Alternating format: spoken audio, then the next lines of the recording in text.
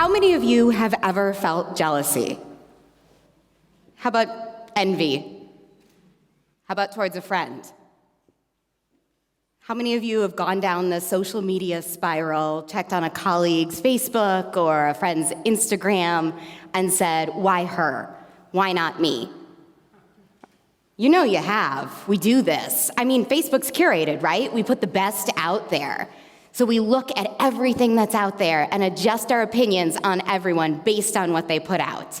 I have this friend who won't post a single photo unless she runs it through a filter first. Now, we were trying on silly prom dresses, really ugly ones, and we were taking photos of it because we're in our 30s and we're trying on silly, ugly prom dresses. And I wanted to post the ridiculousnness online, and she wouldn't let it happen until it ran through a filter that softened the light, smoothed out our skin, and whitened our teeth. It was weird, right? But here's the thing. I really liked the way this photo looked because those coffee stains that I get nervous about in between my teeth right here and the lines around my eyes that my husband lovingly calls my crinkles when I smile, they were gone. We compete against one another. It happens. This is a natural thing. I mean, you have men competing in professional sports, generally speaking, and it's pretty outward. You get done, win or lose, and no one is mean to one another. And if they are, it's unsportsmanlike conduct a lot of times, and they might even get fined. And then you've got the women's side of competition. Generally speaking, it's more passive. You have cattiness. You have people quietly talking behind each other's backs. You have people having that moment of why her, why not me? I guarantee everyone in this room right now at some point or another has had that thought, even about a friend. Why her? Why not me? And if you haven't, just take a moment and think about it. Maybe it's come up before in work, in life. For some reason in society, most women, a lot of women at some point or another, have a moment of success is finite. Happiness is finite. That pie, it's not for everyone. If someone gets it, you might not get it. Now, I've been there. I remember looking at a colleague's Facebook or Instagram and seeing her get posted in an online magazine. Now, she's in museum education, a field I used to be in. Now, never mind that I'm no longer in the field anymore. Never mind that I'm in a field I love and I own a business that I'm really happy about. Never mind I had never heard of this online magazine before. I felt the need to immediately insult it and her in the sense of, ugh, I've never heard of this magazine. What is this? When I thought about it, it was jealousy. A feeling of why not me? Why her? Now, society has a lot to say about this female competitiveness. One way, the psychological explanation is we as women need to compete with one another to get the best man to fill our womb. Now, seriously, right? Now you laugh, but that's an explanation. It's the idea that you need the best person to pass on your genes. And the thing is, we can't compete aggressively because we have to protect ourselves. So passive aggression won't get you killed. Now, there's also the pop culture explanation. This idea that stories like Snow White and Cinderella, they've caused us to think that women are out to get us because we're happy or pretty or successful. Essentially, your evil stepmother is waiting with an apple and a spinning wheel to make you clean the basement because you're pretty. So regardless of the reason behind female competition, I'm not here actually to talk about why we do this. I am not here to solve it.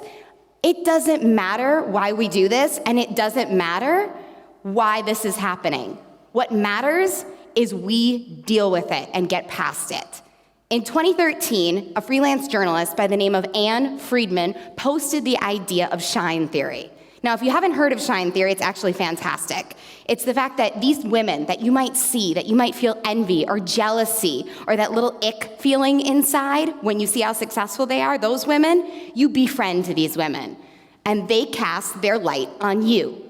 They shine, you shine.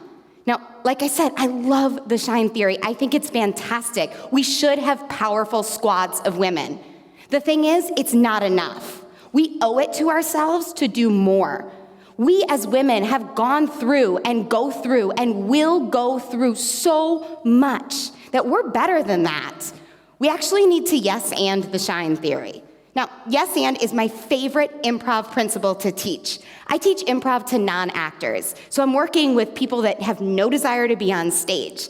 And yes and is one of those things that goes across any field, any type of person. I love it so much, it's tattooed on my arm right here. The thing with yes and, it's elevation and affirmation. So elevation, I might make a comment. Women compete against one another. And your yes and response might be, yes, you think women compete against one another and it's a problem. Great, you've affirmed me, you've elevated, you've added to my statement. Now, the other side of things that happens a lot, maybe you disagree with me. Maybe you're sitting out there and you're like, I don't really think that I compete. I've never been jealous. I'm a good friend, all of that. So you might hear my statement, women compete against one another, and you might say, you think women compete against one another, but I don't think so. Now, what you've done is you've actively elevated your own opinion above mine.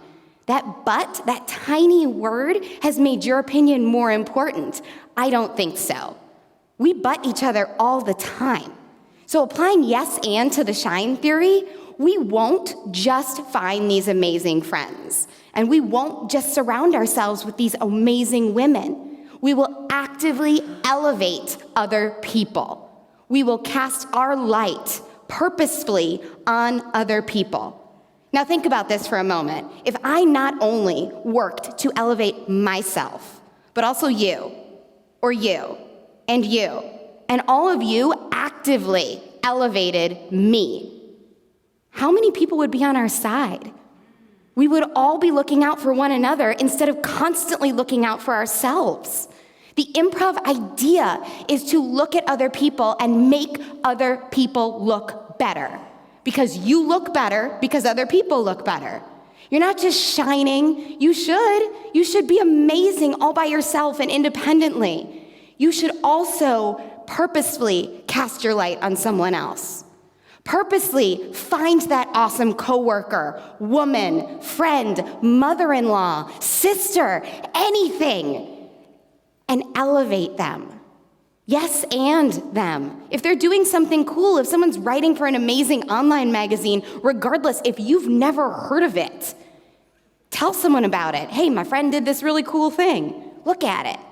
Share the love, and do it not because you have to, because it's a nice thing, because society asks us to, because you're being a squad goal with a woman. Do it because you know someone is out there actively elevating you. And if you yes and someone else, and I yes and someone else, and all of you yes and another person, think of how blindingly awesome womankind would be. Thank you.